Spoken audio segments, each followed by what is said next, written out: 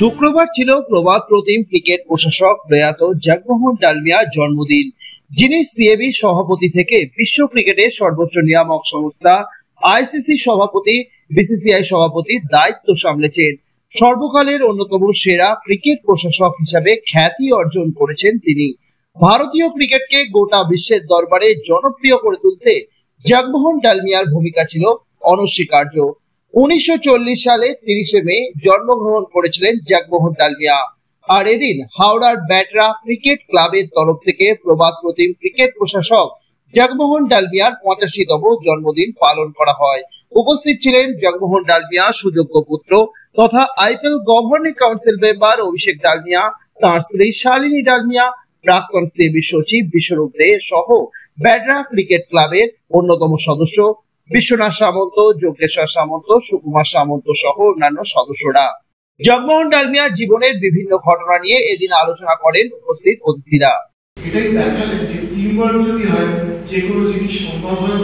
আর যে আপনারা যে এতগুলো অনুষ্ঠান একটার পর একটা করে যাচ্ছে লিমিটেড রিসোর্সের সত্ত্বেও, আমার মনে হয় যে সেটার সব থেকে বড় পাওনা।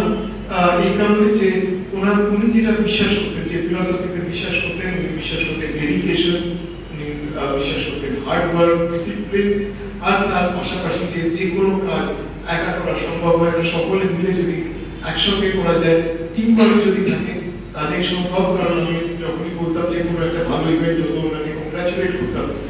আমার দুর্ভাগ্য যে আমার ছোট ভাই প্রায় 3 বছর সিএবি সচিব ছিল, সিএবি সভাপতি ছিল, কিন্তু একটা মূর্তি আমার হোস্টেলে বসিয়ে দিতে পারলো না।